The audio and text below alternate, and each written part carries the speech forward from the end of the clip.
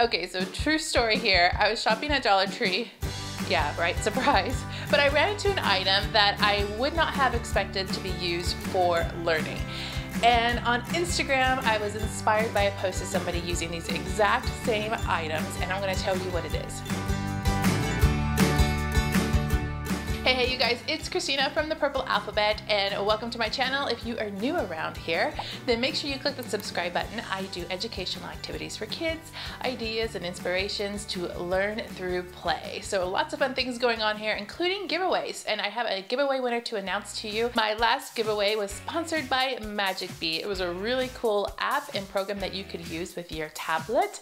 So if you see your name here, you have won. I've sent you an email, check it, because you have 72 hours to respond to that email to claim your prize. And keep on checking back, you guys, because I am always having giveaways just for you guys. Back to my Dollar Tree story. Yeah, so I actually saw this post and I can't for the life of me remember who it was on Instagram, and they had an idea of using Dollar Tree foam hair curlers.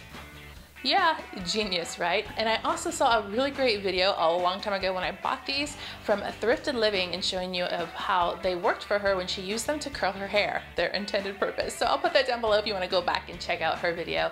If these activities don't work for you, you could always curl your hair. So I went ahead and got 2 different colors, 2 packages each. I think there is a third color, green. My store didn't have enough, so I did not get those. Each package has 6, and there are different sizes. So these are like the extra long ones. So probably as long as my hand if you're trying to compare in the store. They are made out of a wire. So there's a wire inside, and then there's this little plastic piece here at the end that keeps it from coming off. This is an activity that you would have to supervise because this piece could come off, and it is wire. So I want you to keep that in mind to determine whether or not it's appropriate for your child. But on top of the wire, there is that cushiony kind of hair roller material, kind of like a pool noodle, and it's very bendable and pliable. So that's what these are. The amount that you'll need depends on what you actually want to do with these. But right off the bat, I mean, these are really fun fidget toys. I found myself kind of fidgeting with them too. So if anything at all, they're great for curling hair and fidgeting. Those would be your most obvious purposes. So I've got my stash here, and I'm going to show you a couple things. First thing that came to mind for this was to use some other type of stick or paintbrush or pen or pencil. I just have a pencil here, and using this as a fine motor kind of wrap. So basically taking your paintbrush or pencil and wrapping the curler around it like so.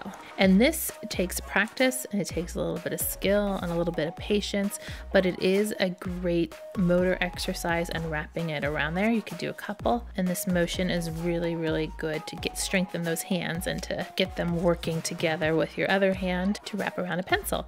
It's very simple. It may seem like nothing, but wrapping is a really good thing to do for those fine motor skills. Next, I'm taking out my well-loved flashcards here, some numbers, 4, 5, 6, and you can use these rollers as counting sticks. So your child would put 4 here, 5 here, and so on, counting the actual physical rods as you go along with the numbers.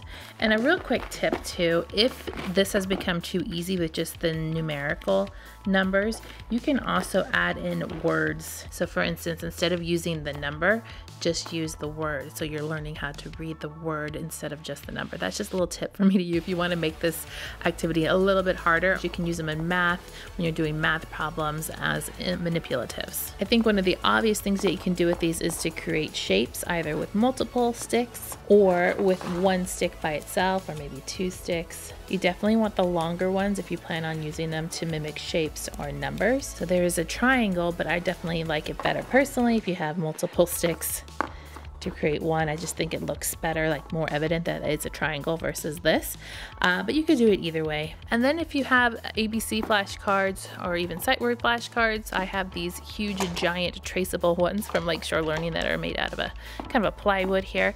You can use them to form letters for letter shaping recognition, plus a little bit of fine motor mixed in between to something like that. So this just helps your child understand how letters are formed.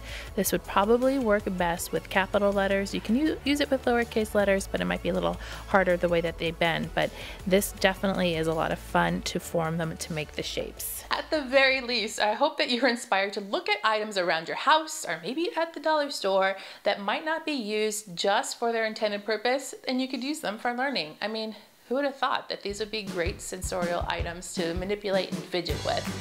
If you have used these or have any ideas and other ways to use them, let me know down below, because your ideas are fabulous and I love hearing them. Make sure to click subscribe to see more videos like this and to give me a thumbs up to show you love.